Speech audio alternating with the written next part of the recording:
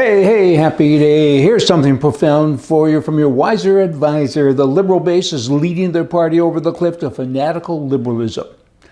Not every liberal or every person in the Liberal Party is a crazy person, but the crazy people, that's the base. They're driving the train, and it's sad. I know Democrats and I know liberals in Canada as well, that I would call them business liberals, right? They're still too far left for me, but they're not crazy, not like this base. Son of a gun, Caitlin Clark. What an interesting gal. 6 foot tall and a fantastic player. Basketball, she's one of the best. And the girl that she just broke the record of made this statement. She says, I don't think my record has been broken because you can't duplicate what you're not duplicating. Did you get that? I don't know what that means. Her name is Woodard, and Woodard has 3,649 career points, and Clark has 3,921. So she's a winner, but you can't duplicate what you're not duplicating. Just saying. Sounds a little liberal to me. Millions and millions of people made trips to Austin, Cleveland, and so many other cities to see the total solar eclipse. They wanted to see something extraordinary. I guess they did see extraordinary. A solar eclipse, though, is temporary darkness. Liberalism, it's permanent darkness. They need to see the light. But I had to throw that in, kind of mix it up with all the stuff that's going on here. Now, continuing with ridiculous, here's a group of people. Many people shouldn't be in America. They should be kicked out of America. They should put on an airplane, better get a boat, maybe one with a leak in it, and sent somewhere. How about back to where you came from? Death to America, death to Israel. These chants they're coming from a lot of groups who are acting crazy. This particular one is in Michigan, and Dearborn, Michigan, and it's become a hotbed of hate. There's so many examples like this one across America. They come here, then they want the country to be a crappy place like the one they left. And they're here, and they're allowed to walk around. I guess they have to be, because that's freedom. You have to kind of let other people be themselves and do what they want to do. But when they start to condemn your country, death to America, I think that's over the top, and it's time for that leaky boat again. Gun control. I hear about it a lot. I'm sure you do as well. I've never heard criminal control. Have you?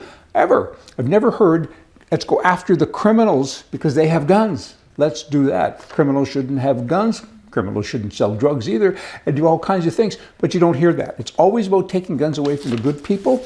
Kind of interesting. Now let's roll into Canada, because that's, of course, what they're doing there. The Liberals are saying, we're coming to get your guns in Alberta now. This is a headline. Alberta takes a firm stance against Trudeau's gun grab. Firm stance. Did you get that? Here's what she said. We're not going to do anything to help. Y'all want to come and pick up the guns. We're not going to do anything to help. I think that's pretty weak. What you should say is bad laws shouldn't be obeyed. How dare you come into my province? Over 4 million people live here, and over 1 million of them have guns. Property, several million pieces of property, and you think you're coming here to get them. But no, you're not. We're not going to let you. We're passing new laws to prevent that. Instead, she says, we're not going to help you.